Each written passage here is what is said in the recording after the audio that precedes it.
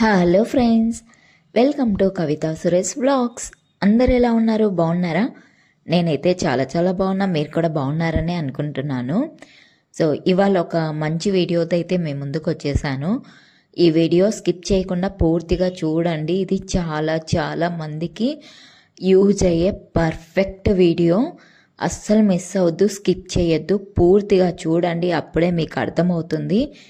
అలాగే నచ్చితే కనుక మీకు లైక్ చేయండి, షేర్ చేయండి, అలాగే సబ్స్క్రైబ్ చేయండి. పక్కనే ఉన్న బెల్ ఐకాన్ అయితే క్లిక్ చేయడం అస్సలు మర్చిపోవద్దు.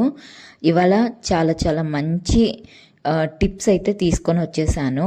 సో అస్సలు స్కిప్ చేయకోకండి, పూర్తిగా చూడండి. మీకు ఏమైనా డౌట్స్ ఉంటే కామెంట్స్లో అయితే మెన్షన్ చేయండి. వాటి గురించి నేను ఫుల్గా మీకు డీటెయిల్స్ అనేది ఎక్స్ప్లెయిన్ చేస్తాను.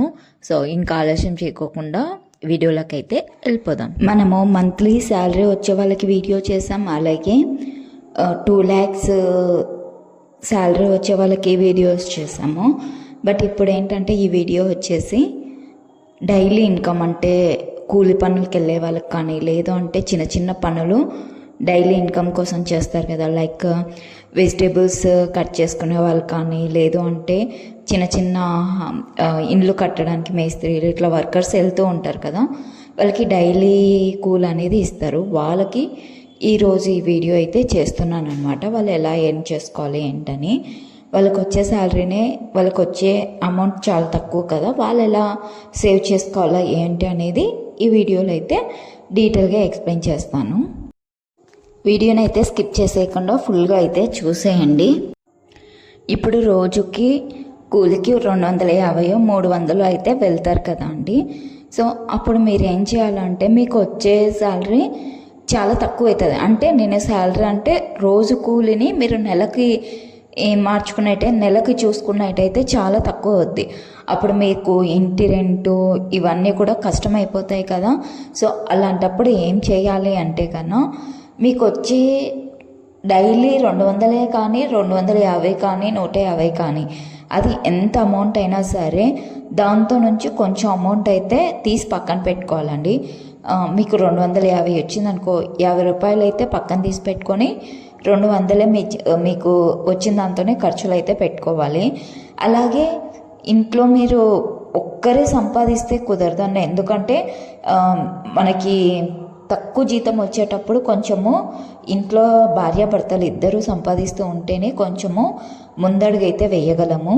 సో ఏదైనా కానీ హౌస్ వైఫ్స్ అయితే కన్నా, అంటే ఇంట్లో ఉండే వాళ్ళైతే కన్నా ఏవో ఒక చిన్న పనులు అయితే చేసుకుంటూ ఉన్నారనుకోండి, వాళ్ళకు ఏదో వేడి నీళ్ళకు చన్నీళ్ళు తోడు అంటారు కదండి, అట్లా భర్త సంపాదించే సంపాదనకి మనం ఏదో కొంచెం సాయం చేసినట్టు ఉంటుంది.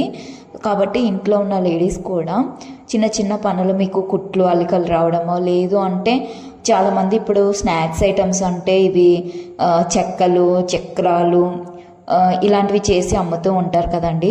సో అవి కన్నా చేసి అమ్ముకున్నా కూడా డైలీ ఎంతో కొంత అయితే వస్తుంది. హోల్సేల్గా మీరు షాప్స్కి ఎక్కువ వేసారనుకోండి, అది కూడా కొంచెం పెద్ద అమౌంటే వస్తుంది. ఇప్పుడు చాలామంది అలానే చేస్తున్నారు. అలాగే ఇంకా కొందరు తెలిసిన వాళ్ళైతే ఫ్యాక్టరీలు ఉంటాయి కదండి, చాక్లెట్ ఫ్యాక్టరీనో, లేకపోతే అగరబత్తులు, ధూప్ స్టిక్స్ ఇవి చేసేవాళ్ళు ఉంటారు కదా, దీపాలు ఇవి, అవి ప్యాకింగ్ అయితే కూడా మనకి దగ్గరలో ఎవరన్నా ఫ్యాక్టరీ ఉండి చేస్తూ ఉంటేనా వాళ్ళ దగ్గరికి వెళ్ళి మాట్లాడుకుంటే మనకి ఇంటికి తెచ్చి ఇచ్చి వెళ్తారు. ఒత్తులు తయారు చేయడము, ఇలాంటి కొన్ని చిన్న ఇంటి నుండే పనులు చేసుకునేటివి ఉంటాయి. అవి మీరు తెలుసుకొని మీకు దగ్గరలో ఏమన్నా ఉన్నాయా, ఎక్కడ ఉన్నాయి ఏంటి అని చెప్పి వాటిని అయితే కన్నా మీరు మాట్లాడుకొని చేసుకోవడం వల్ల ఇంట్లోనే ఉంటూ మీరు ఎంతో కొంత అమౌంట్ అయితే సంపాదించుకోవచ్చు. ఇలా అన్నాను కదా అని చెప్పి మళ్ళీ మీరు ఆన్లైన్లో చూసి అలా తెప్పించుకోవడము అవన్నీ చాలా వేస్ట్ అండి. దయచేసి ఆన్లైన్లో ద్వారా మాత్రం వెళ్ళకండి. మీకు ఏదున్నా మీ ఇంటికి చుట్టుపక్కల దగ్గరలో ఉండి నమ్మకం అయితే వెళ్ళి తెచ్చుకొని ఆ వర్క్ చేయడం. ఎందుకంటే మనకి చుట్టుపక్కల ఫ్యాక్టరీలు ఉన్నాయంటే అవి ఖచ్చితంగా ట్రస్టెడే ఉంటాయి, నమ్మకమే ఉంటాయి. కాబట్టి వాటిని మాత్రమే తెచ్చుకోండి. ఆన్లైన్లో పెన్సిల్స్ ప్యాకింగు, అగరబత్తీల ప్యాకింగు, ఈ ఒత్తుల తయారీ ఇవన్నీ చూపిస్తూ ఉన్నారు. అవన్నీ ఫేకు, ఏవి నమ్మకండి అసలు. వాళ్ళకి మళ్ళీ డబ్బులు పే చేయాలి, అవన్నీ అనవసరము, అవద్దు. వాటిని దగ్గరలో ఏమన్నా ఉంటే ట్రై చేయండి. అలాగే ఇంకా ఇవి మిషన్ కుట్టేటివి చాలామంది బ్లౌజెస్ లేదంటే ఫాల్ వేస్తారు కదా శారీస్కి, ఆ ఫాల్స్ వేయడము ఇలాంటివి కూడా ఉంటాయి. అవి కూడా మీరు చేసుకుంటే కన్నా ఎంతో కొంత డైలీ అనేది వస్తుంది. ఇప్పుడు ఒక్క శారీకి ఫాల్ వేస్తే కన్నా ఎంత లేదన్నా 25 నుంచి 30 రూపాయలు ఈజీగా తీసుకుంటున్నారు, ఈవెన్ చిన్న చిన్న పల్లెటూరులో అయినా సరే. కాబట్టి మీరు రోజుకి 2-3 వేసుకున్నా కూడా ఎంతో కొంత అమౌంట్ అయితే వస్తుంది కదా. అలాగే ఎంత లేదన్నా బ్లౌజ్ కుట్టినందుకు 300 తీసుకుంటున్నారు, 250 నుంచి 300. అవి కూడా మీరు మీకు మిషన్ కుట్టేది వస్తే అలాంటివి ట్రై చేయండి. మనకి ఓన్లీ భర్తల సంపాదన మీదనే ఆధారపడితే కుదరదు కదా, ఇంట్లో కూడా మనం ఏదో ఒకటి సాయం అనేది చేస్తూ ఉండాలి.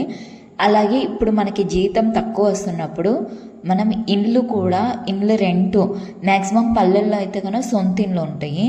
అదే ఈ కొంచెం టౌన్లలో అట్లా అనుకోండి, సిటీలలో టౌన్లలో అయితే సొంత ఇండ్లు ఉండవు కదా.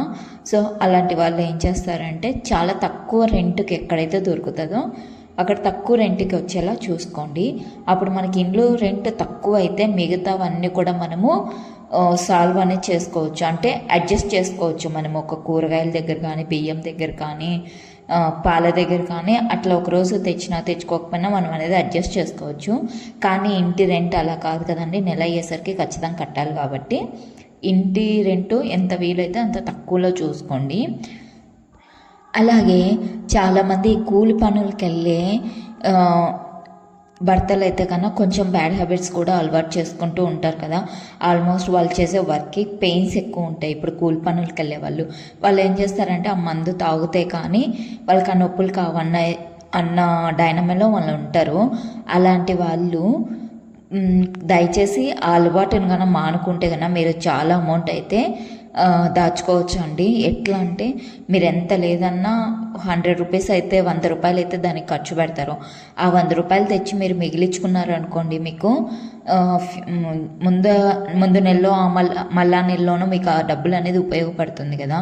కాబట్టి దానిలకు దూరంగా ఉండండి. అలాగే ఆన్లైన్ బెట్టింగ్స్ ఎక్కువ పెడుతూ ఉంటారు. ఎలా అంటే మిడిల్ క్లాస్ వాళ్ళే ఎక్కువ, ఎందుకంటే వాళ్ళకి మిడిల్ క్లాస్ వాళ్ళకి డబ్బులు అనేది ఎక్కువ అవసరం అవుతూ ఉంటుంది. అట్లా లేని వాళ్ళ బతకలేము, అలా అని ఉన్న వాళ్ళకు కూడా బ్రతకలేము. అందుకని మనకు అవసరాలు ఎక్కువ వచ్చి డబ్బులు ఎక్కువ అవసరం వస్తూ ఉంటాయి.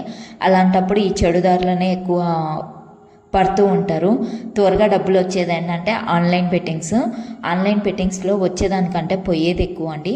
కాబట్టి మీరు ఆ పెట్టే డబ్బులు మీరు మిగిలించుకున్నారనుకో, మీకు అక్కడ ఎప్పుడో ఒక్కసారి వచ్చే అమౌంట్ కంటే ఇక్కడ ఎక్కువే దాచుకుంటారు మీరు. కాబట్టి అలాంటి బెట్టింగ్స్ అయితే పెట్టుకోవద్దు. అలాగే చాలా మోసాలు కూడా జరుగుతూ ఉంటాయి. అలాంటి దయచేసి అయితే మోసపోవద్దు. మీరు ఎంత సంపాదిస్తున్నారో దానికి తగ్గట్టుగా బ్రతకడం అలవాటు చేసుకుంటే మనకు వచ్చే తక్కువ జీతంలో కూడా మనము హ్యాపీగా బ్రతకచ్చు. కాకపోతే దానికంటూ ఒక పద్ధతి, ప్లానింగ్ అనేది ఉండాలి.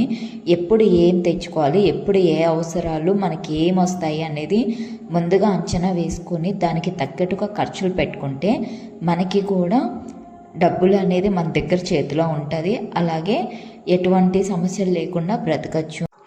కొంతమంది అయితే చాలా తెలివిగా చూడ్డానికైతే వాళ్ళ దగ్గర డబ్బులు ఏమీ లేదనుకుంటాం, కానీ వాళ్ళ దగ్గర ఎంతో కొంత డబ్బులు అయితే ఎత్తిపెట్టుకుంటూ ఉంటారు. వాళ్ళు ఏంటంటే పద్ధతి, ప్లాన్ చేసుకుంటారు, ఇలా పెట్టుకోవాలి, ఇలా ఉండాలి అనేసి.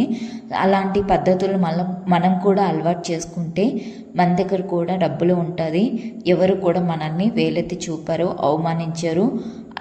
అందరూ కూడా మనల్ని దగ్గర డబ్బులు ఉంటేనే గౌరవిస్తారు. ఇది గుర్తుపెట్టుకొని కూలి పనులు చేసుకునే వాళ్ళైనా సరే ఎంతో కొంత డబ్బులు అయితే దాచుకోవడానికైతే ప్రయత్నించండి. సో నెక్స్ట్ వీడియోలో మరి ఒక మంచి వీడియోతో అయితే మేము ముందుకు వస్తాను. Thank you for watching. Please do like, share and subscribe. Thank you.